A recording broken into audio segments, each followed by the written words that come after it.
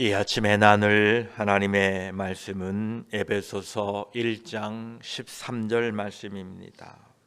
에베소서 1장 13절 우리 함께 말씀을 읽습니다. 그 안에서 너희도 진리의 말씀 곧 너희의 구원의 복음을 듣고 그 안에서 또한 믿어 약속의 성령으로 인치심을 받았으니 아멘. 기도드리겠습니다. 하나님, 이 아침에도 우리에게 생명 주시니 감사합니다. 생명 있는 온 만물이 오늘도 하나님을 찬양합니다. 하나님께 감사를 드립니다. 오늘도 이 아침에 우리에게 생명 주시어서 호흡하게 하시고 예배하게 하시니 감사와 영광을 하나님께 올려드립니다. 오늘 하루도 우리의 삶 가운데에 인도하시고 함께 하시는 하나님, 하나님의 그 크신 사랑을 발견하는 하루 되게 하시고 감사로 사는, 기쁨으로 사는 하루 되게 하여 주시옵소서. 우리 주 예수 그리스도를 통하여 우리를 구속하시고 우리를 죄사함을 받게 하셨으니 하나님, 하나님의 자녀들로 부족함이 없도록 오늘도 저희들을 도와 주시옵소서. 이 아침에 말씀을 나눌 때에 성령 하나님 함께하여 주실 줄 믿습니다. 말씀 가운데 위로하시고 소망 주시옵소서. 우리 구주 예수 그리스도의 이름으로 기도드립니다. 아멘. 오늘 13절 말씀에서는 그 안에서 너희도 진리의 말씀 곧 너희의 구원의 복음을 듣고 그 안에서 또한 믿어 약속의 성령으로 인치심을 받았으니 라고 말씀하십니다. 오늘 이 구절은 성령의 인치심이라는 아주 중요한 신학적인 개념을 소개하고 있으며 우리 구원의 과정과 성령 하나님의 역할에 대하여 귀한 내용을 우리에게 제공하고 있습니다. 특별히 13절 후반부에 약속의 성령으로 인치심을 받았다는 표현은 우리 그리스도인들의 구원의 확실성과 하나님의 소유에 대한 강력한 말씀을 우리에게 전해주고 있습니다. 이 후반부에 나오는 약속의 성령으로 인치심을 받았다는 의미와 목적 그리고 우리 신앙생활에 미치는 영향을 중점적으로 살펴보고자 합니다. 그에 앞서 먼저 13절 전반부를 보게 되면 그 안에서라는 표현이 다시 등장합니다. 이것은 에베소서의 핵심 주제라고 말씀드렸습니다. 우리 성도들이 예수 그리스도와 연합을 통하여 예수 그리스도 안에서 모든 영적인 축복들, 영적인 특권들, 그리스도와 연합함으로 가능함을 다시 한번 강조하고 있는 것입니다. 예수 그리스도 안에서 13절에는 너희도라는 표현을 쓰고 있습니다. 우리가 앞 12절에 우리라는 표현을 썼습니다. 사도 바울은 자신을 포함한 유대교 성도들을 우리라고 표현했고 이제는 너희도라는 표현을 통해서 이방인 성도들도 예수 그리스도 안에서 동일한 축복을 누리게 되었음을 말씀하고 있습니다. 에베소서 이 2장 후반부에 보게 되면 유대인과 이방인의 연합에 대하여 다루고 있습니다. 그때의 이방인과 유대인의 연합은 좀 더 자세히 다루고자 합니다. 오늘 이 13절 앞부분 중반부를 보면 우리가 들은 복음, 우리가 믿은 복음은 진리의 말씀이다 이렇게 표현하고 있습니다. 즉 우리가 들은 복음의 본질을 말씀하고 있습니다. 우리가 들은 복음은 단순한 의견이나 철학이 아닙니다. 객관적인 진리입니다. 요한복음은 예수님께서 말씀하신 내용을 이렇게 우리에게 전해주고 있습니다. 하나님의 말씀은 진리니이다. 이렇게 말씀하십니다. 즉 우리가 들은 복음은 진리라는 것입니다. 만약 우리가 들은 복음을, 진리인 그 복음을 진리로 믿지 않은 채 신앙생활 한다는 것은 참으로 안타까운 일입니다. 사도 바울은 고린도 성도들에게 이렇게 편지합니다. 만일 그리스도 안에서 우리가 바라는 것이 다만 이 세상의 삶뿐이면 모든 사람 가운데 우리가 더욱 불쌍한 자이니라. 이렇게 말씀합니다.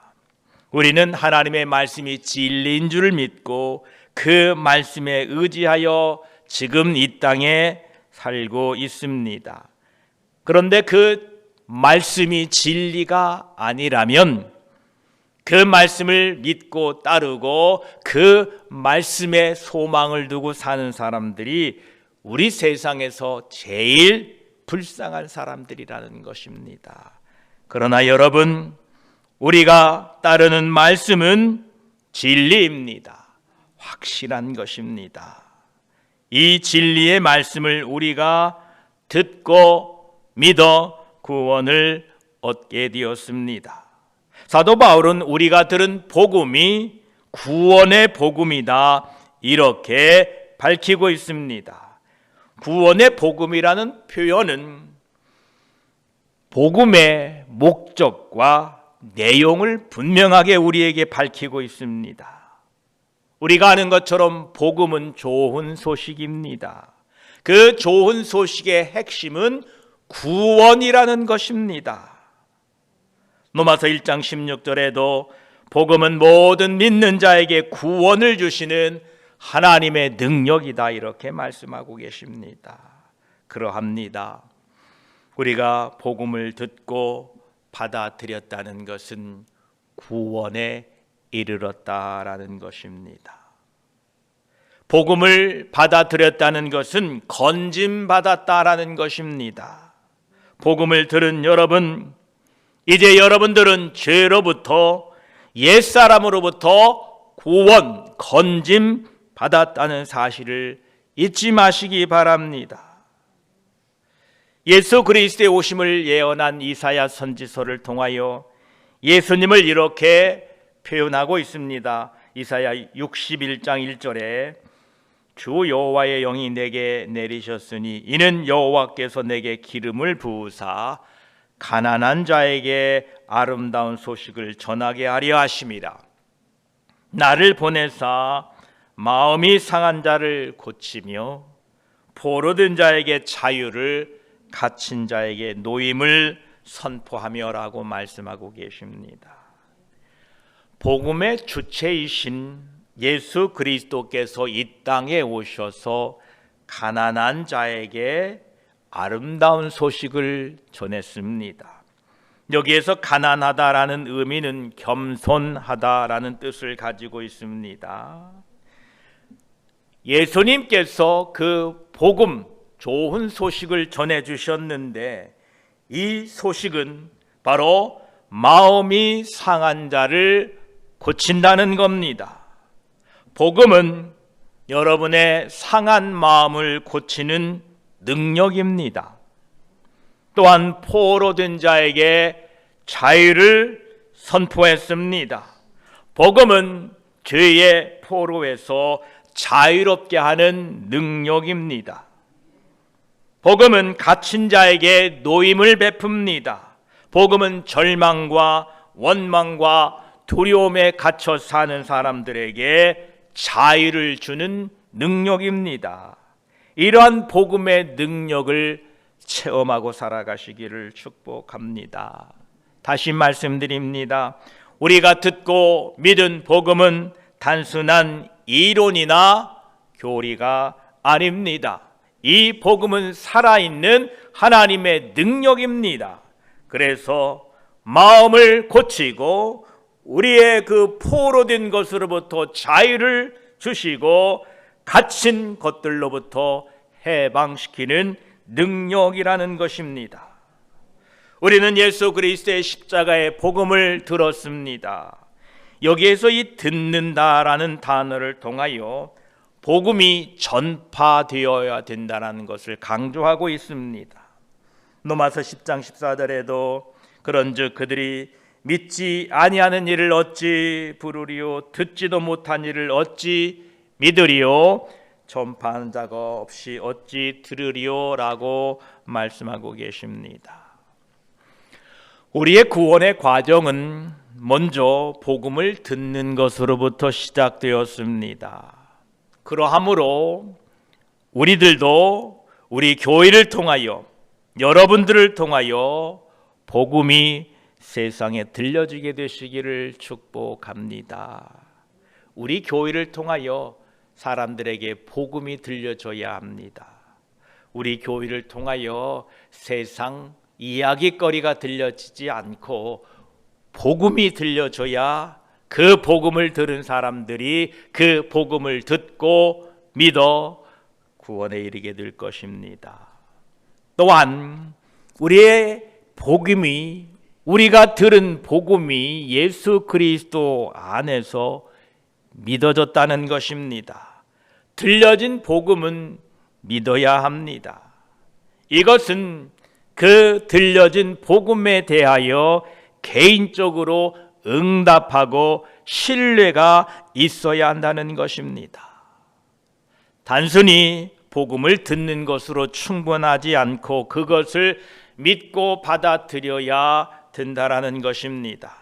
우리가 들었던 복음이 이것이었습니다. 요한복음 3장 16절에 우리가 잘 아는 말씀, 하나님이 세상을 이처럼 사랑하사 독생자를 주셨으니 이는 그를 믿는 자마다 멸망하지 않고 영생을 얻게 하려 하심이라. 이 복음을 우리가 듣고 우리가 믿었다는 것입니다.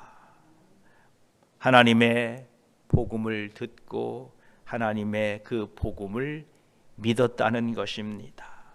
이처럼 13절에 기록된 복음은 먼저 듣고 믿었다라는 순서가 우리의 구원의 일반적인 과정을 보여주고 있습니다. 로마서 10장 17절에도 그러므로 믿음은 들음에서 나며 들음은 그리스도의 말씀으로 말미암느니라 라고 말씀하고 계십니다. 복음을 듣는 것이 먼저입니다. 여러분, 복음을 듣기에 애쓰고 수고하시기 바랍니다. 우리가 들었던 그 처음 복음, 그 복음을 듣고 우리가 믿었던 것처럼 우리는 이제 하나님의 말씀, 그 복스러운 말씀을 듣기에 애쓰시고 그 들은 말씀을 믿어야 됩니다. 복음은 듣는 것이 먼저이고 그 다음에 믿음의 반응이 따른다는 것입니다. 그리스도인들이 들은 이 복음, 예수 그리스도의 십자가의 대속을 믿기만 하면 구원받는다는 이 기쁜 소식을 들었고 우리는 믿어 하나님의 자녀가 되었습니다. 그런데 그 믿음에 대한 반응, 그 믿음의 결과는 너무나 부족하고 부끄럽기 짝이 없습니다. 우리는 이 들은 복음을 믿음으로 나타내시기를 축복합니다. 야고보 사도는 이와 같이 행함이 없는 믿음은 그 자체가 죽은 것이라 이렇게 말씀하고 있습니다. 복음은 교리나 이론이 아닙니다.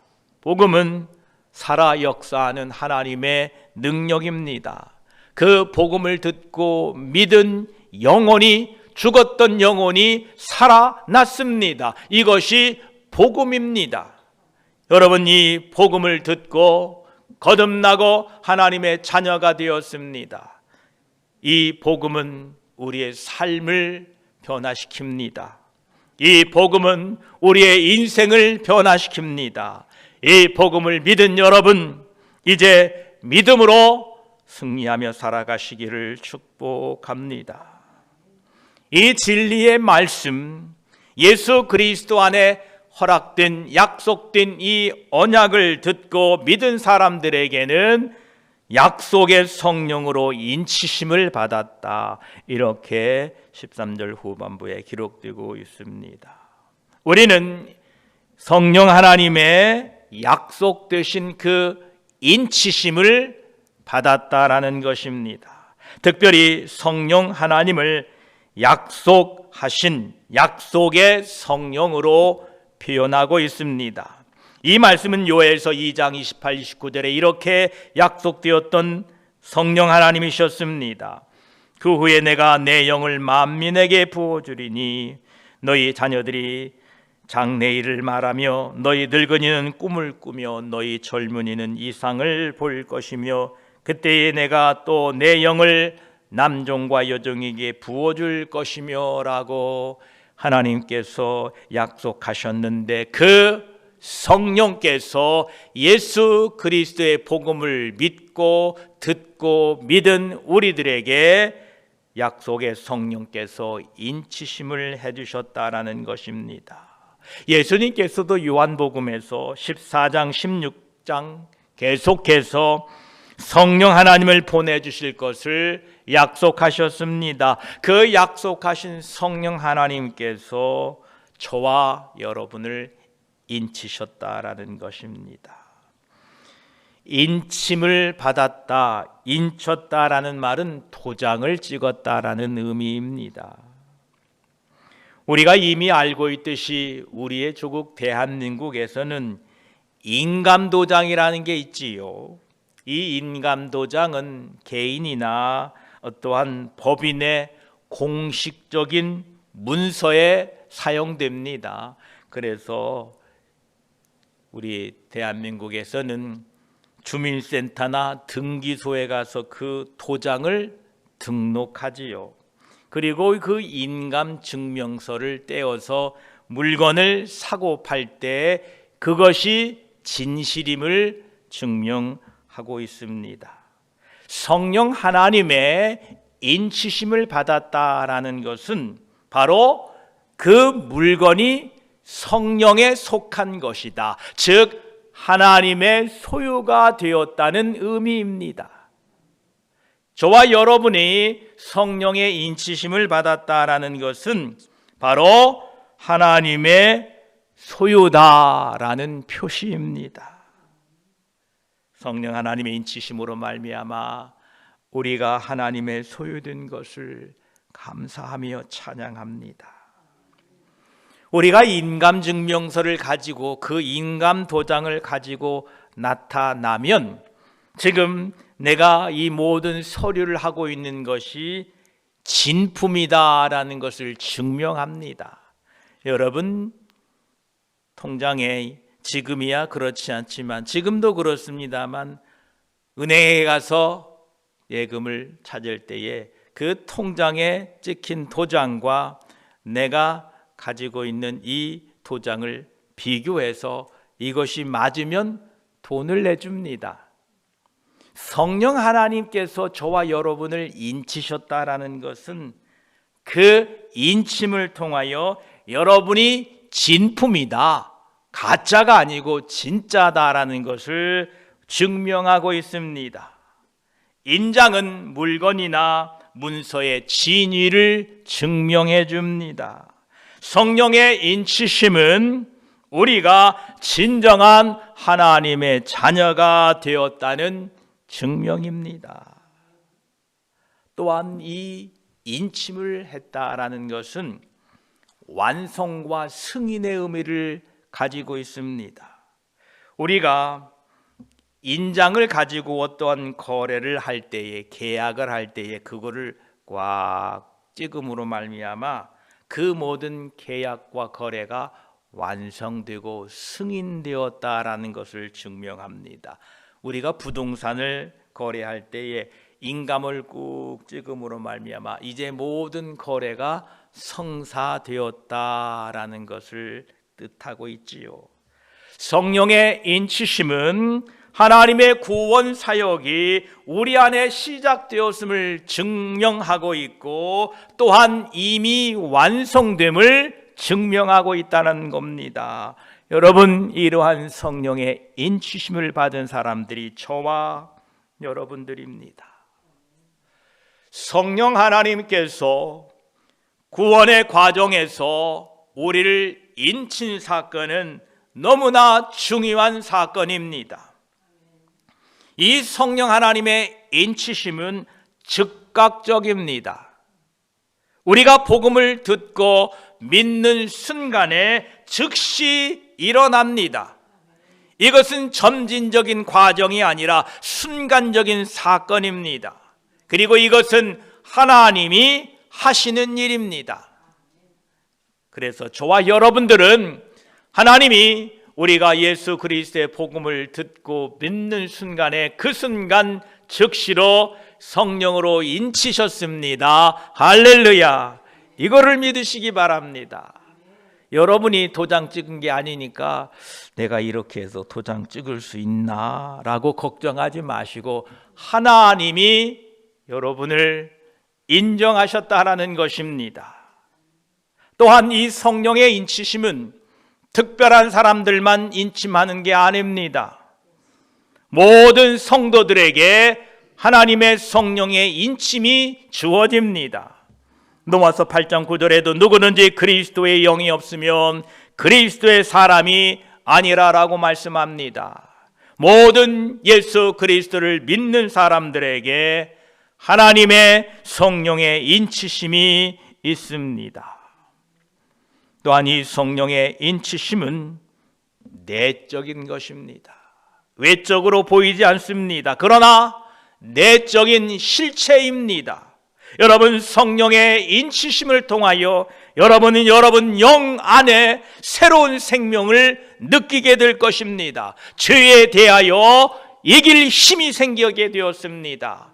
하나님의 뜻이 무엇인지 분별할 수 있는 능력이 생기게 되었습니다. 바로 이것은 우리의 내적인 변화입니다. 성령 하나님을 통하여, 성령의 인치심을 통하여 여러분 안에 이 내적인 실체가 느껴지게 될 것입니다.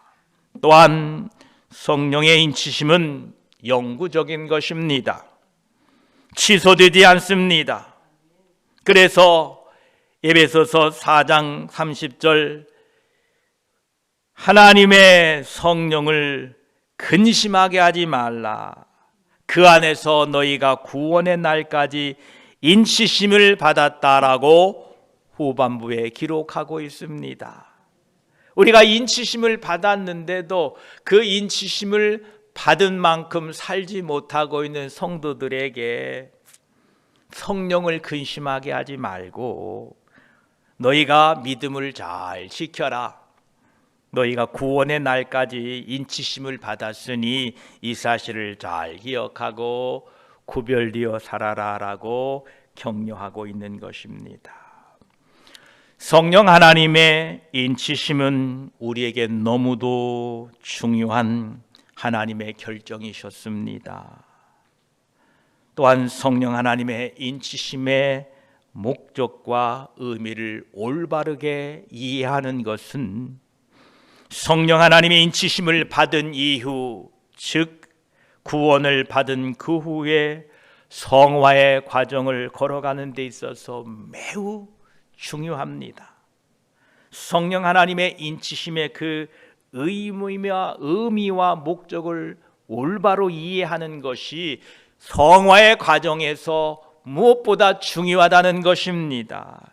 그래서 내일은 13절 후반부에 있는 성령의 인치심에 대하여 그 목적과 의미를 좀 더 말씀을 나누고자 합니다. 오늘 말씀은 우리에게 이렇게 13절에 기록하고 있습니다. 그 안에서 너희도 진리의 말씀 곧 너희의 구원의 복음을 듣고 그 안에서 또한 믿어 약속의 성령으로 인치심을 받았다라고 말씀하십니다.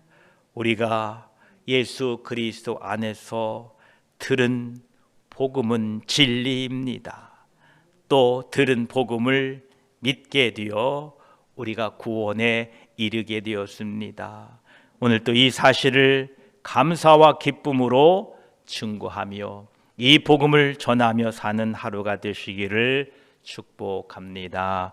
기도드리겠습니다. 하나님 감사합니다. 우리가 예수 그리스도 안에 있을 때만이 하나님의 은혜와 복을 누리게 됩니다. 감사합니다. 예수 그리스도 안에서 우리를 불러주시니 감사합니다. 우리를 부르신 복음은 진리의 말씀입니다. 우리가 들은 복음은 교리도 아니요, 우리가 들은 복음은 신학적인 어떠한 내용도 아닙니다. 그것은 실체입니다. 진리입니다. 생명입니다. 능력입니다. 가난한 자에게 복음을 선포하기 위하여 심령이 가난하고 겸손한 자에게 복음을 선포하기 위하여 이 땅에 오신 주님 감사합니다. 마음이 상한 자를 고치시는 복음의 능력이 있습니다. 포로된 자를 자유케 하는 능력이 있습니다.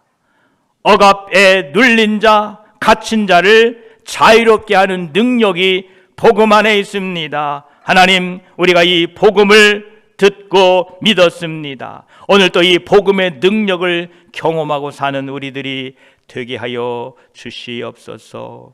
우리가 그 복음을 듣고 믿음으로 말미암아 성령 하나님의 약속의 성령으로 인치심을 받았습니다.